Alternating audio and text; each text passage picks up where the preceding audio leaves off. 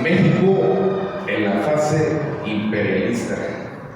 Los autores son Jesús Manuel Ara Murillo y Miguel Ángel Barraza García, ambos militantes de la Liga Comunista 23 de septiembre, caídos en combate el 22 de enero de 1981. Jesús Manuel era estudiante de la Facultad de Economía de la UNAM, había sido antes estudiante de la Universidad de Sonora y prisionero político en la cárcel de Hermosillo por su participación en el movimiento revolucionario estudiantil de Sonora. Barraza García era originario del Arenal Durango, alumno destacado de la Normal Rural de Durango, fundador de la Liga Comunista 23 de septiembre, miembro del Consejo de Redacción de Madera, el periódico de la Liga Comunista 23 de septiembre, y a la fecha de su caída, la persona más buscada por la policía política del régimen. Y pues bueno, el presentador David Cilia no requiere gran introducción, sabemos quién es, pero vamos a hacer una pequeña reseña sobre su persona. Él es doctor en Desarrollo Rural por la Universidad Autónoma Metropolitana Campus Xochimilco. Fue militante de la Liga Comunista 23 de septiembre, prisionero político y en la actualidad es parte del Foro Permanente por la Comisión de la Verdad, miembro del Premio Nacional Carlos Montemayor, responsable de la editorial Huasipungo, Tierra Roja e integrante de los sobrevivientes de la Guerra Sucia ACE. Un fuerte aplauso, por favor, para el doctor.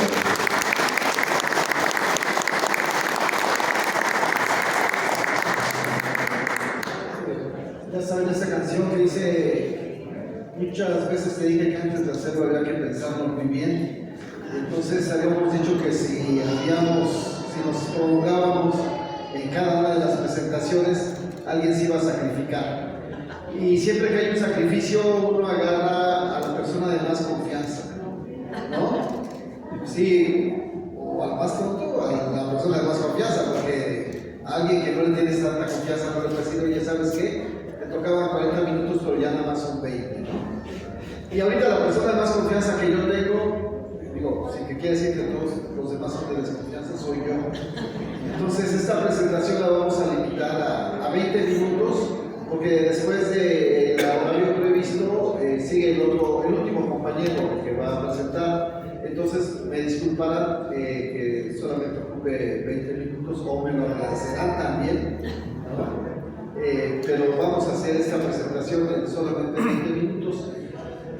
Entonces esto me obliga a cambiar un poco mi presentación del libro. Este libro, ya lo mencionó, fue escrito por los últimos combatientes de la Liga Comunista 23 de septiembre, caídos en acción, caídos en combate, ¿sí? Eso es importante decirlo.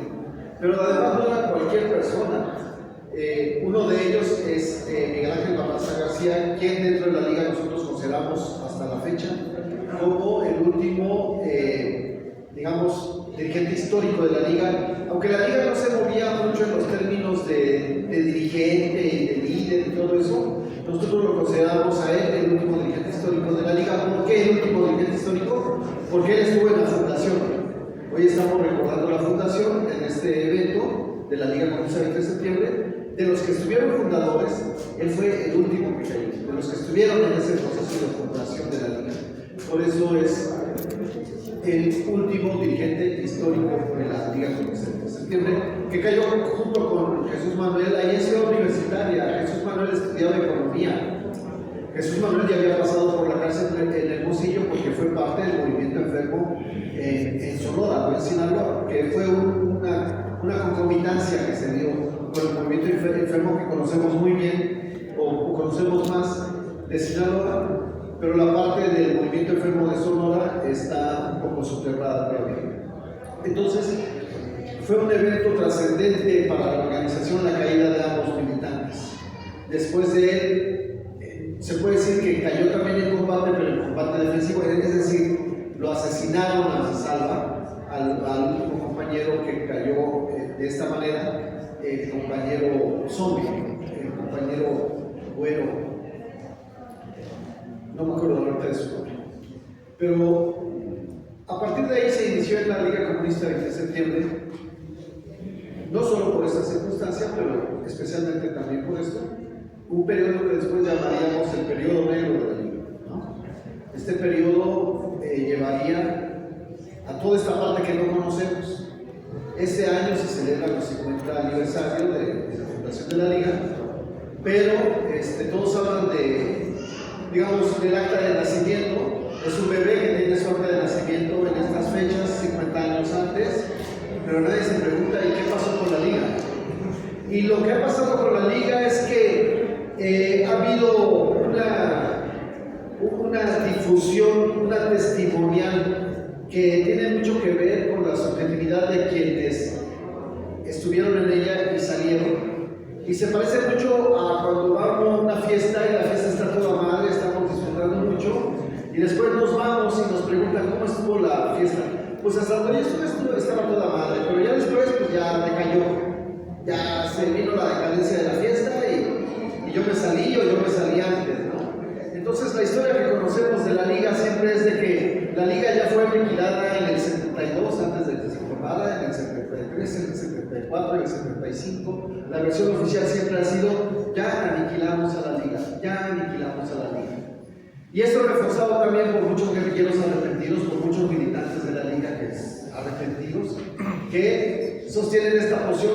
Yo me caí del barco, entonces el barco naufragó, que es un conocido texto de un renegado que pasó al servicio de la policía. No es lo mismo que alguien se caiga del barco a que el barco haya naufragado, pero se ve así, el barco naufragó, pues porque ya no estoy ahí, naufragó. Entonces se ha escrito mucho sobre todo este periodo, incluso por exmilitantes arrepentidos, de todo este periodo de decadencia de la Liga que me llevó de ser algo que fue, en realidad, nos guste o no, fue algo que digamos, causó un estremecimiento nacional, por lo menos. Podría decir la palabra, fue maravilloso para muchos otros, pero también en términos neutros podríamos decir que fue por lo menos un hecho trascendente histórico, la aparición y la existencia de la Liga. Después de eso dicen, pues todo, vino la decadencia. La Liga empezó una serie de contradicciones, empezaron a matar policías, etc. Quien lo dice, pues habla a partir de su propia experiencia, pero no necesariamente refleja lo que fue el final de la Liga o dónde terminó la Liga, incluso si acaso terminó, ¿sí? Esa es una cuestión que en términos de un análisis científico riguroso tendríamos que preguntarnos. O sea, sí, ya murió, ¿de qué murió? O incluso más allá, muéstrame si está muerto o no. Entonces esa parte no se toca, porque esa parte tiene que ver con subjetividades.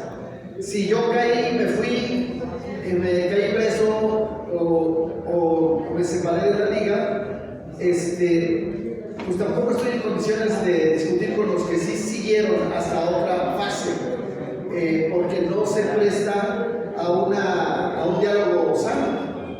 Porque muchos podrían decir subjetivamente, pues, si yo reconozco que siguió existiendo la Liga y que siguieron combatiendo al Estado burgués, que es lo que nos habíamos propuesto, y siguieron proponiéndose acabar con el capitalismo, y yo ya no estaba ahí, pues quiere decir que por algún motivo me salí, ¿no? Entonces, ahí entra mucha la parte de subjetividad y psicología individual que nos lleva a que este tema no se ha abordado nunca nadie. Todos dicen que se murió en tal fecha, ¿no? Desde que me caí del barco y naufragué, y otros dicen que hasta que él fue detenido y así, pero no está esta historia, ni siquiera, no escrita, ni siquiera analizada, ni siquiera puesta en la discusión. Entonces yo quiero que esta parte de mi presentación sirva para hacernos todos y retomar la pregunta: ¿qué pasa con la Liga? Alguien debe saber. O sea, tampoco es que un gran monstruo, como decía el Estado, o una gran esperanza por el proletariado, como podría decir alguien, ¿sí? Y ya, no sabemos qué pasó, ni nos importa. Y este es un tema en el sentido también que hay que hacernos una autocrítica, y los militantes de la Liga, los ex militantes de la Liga, también tienen que hacer una autocrítica, porque no era una fiesta lo que abandonaron, o no es una fiesta de donde salieron o donde cayeron.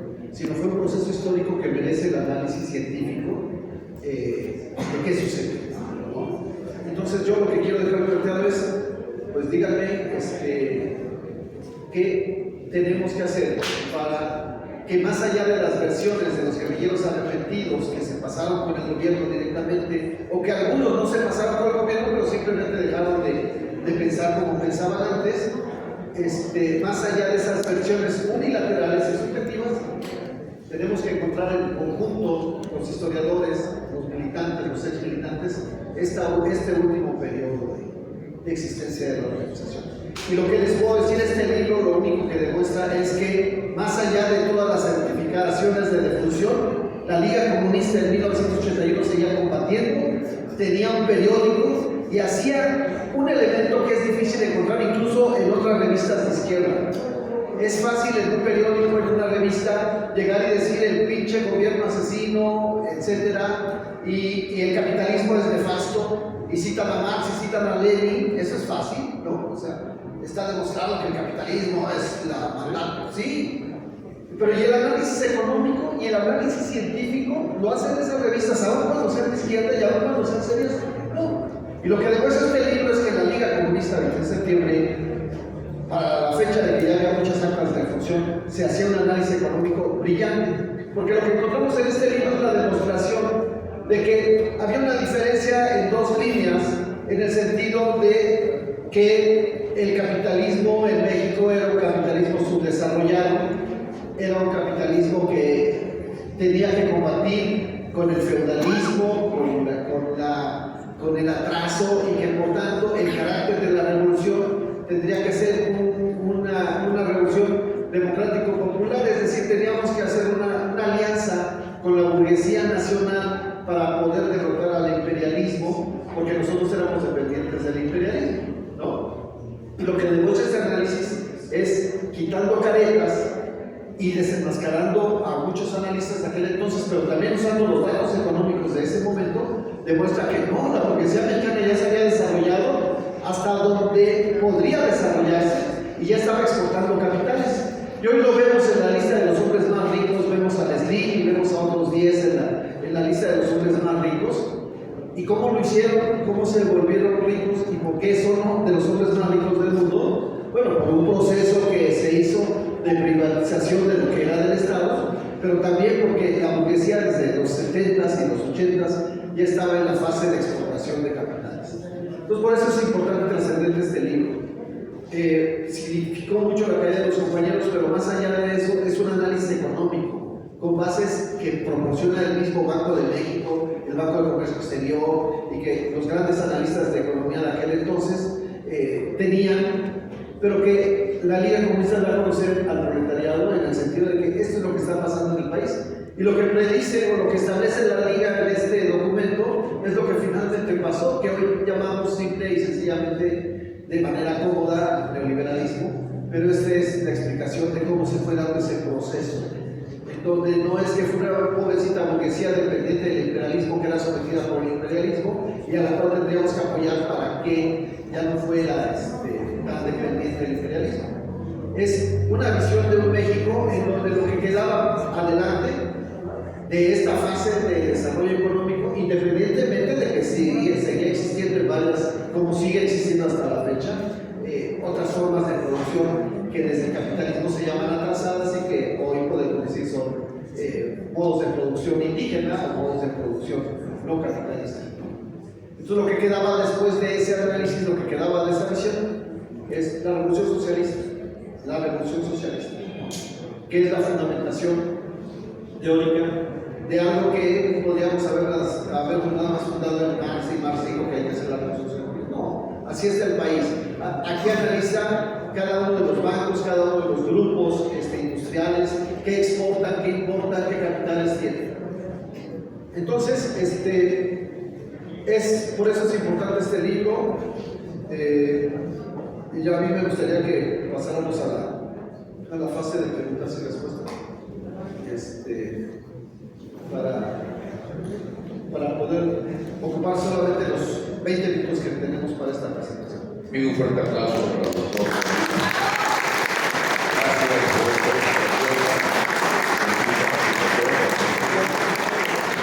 levanta la mano. ¿Alguien quiere hacer una pregunta al doctor?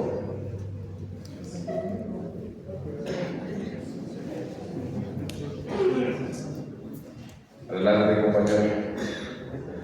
Más que una pregunta, el compañero David es un comentario, porque me parece muy importante lo que David destaca. Yo creo que quiero hacer como un símil con la Revolución Mexicana. Cuando ocurre la Revolución Mexicana, los lugares más alejados, digamos, de las superficies, de las áreas donde se vieron los encontronazos más fuertes, muchos indígenas o muchas gentes inconformes siguieron creyendo que la revolución continuaba. Y yo creo que esto mismo ocurrió con la Liga.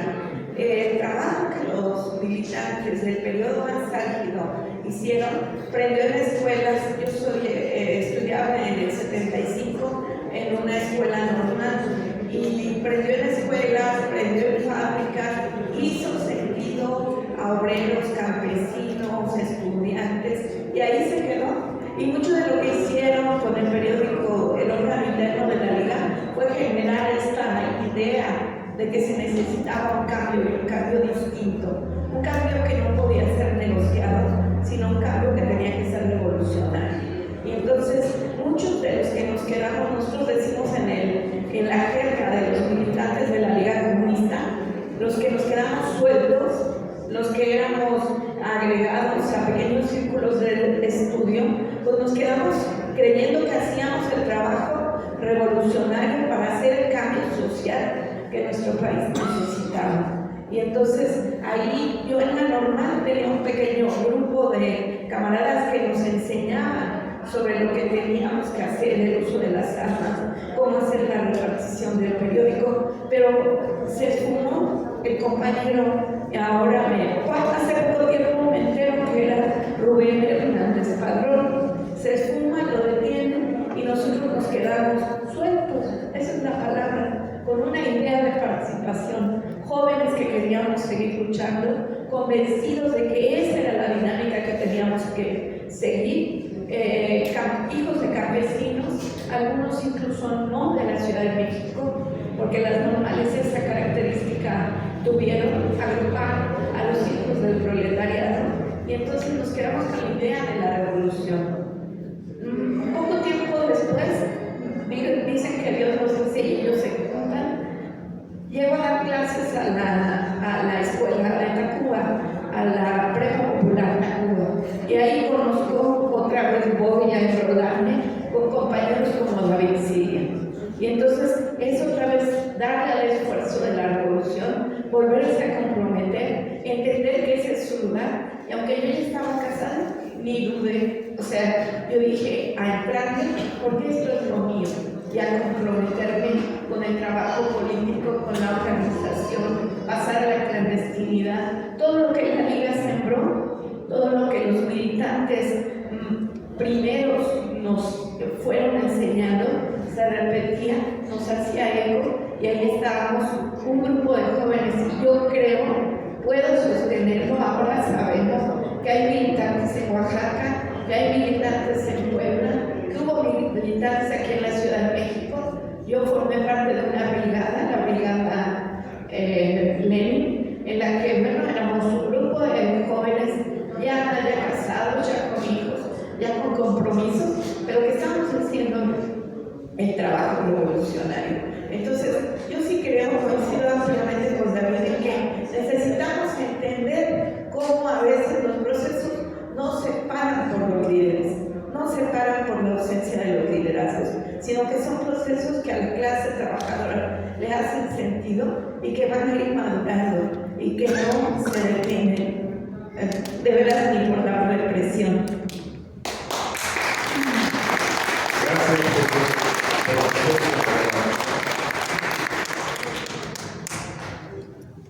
Pues terminaron los 20 minutos.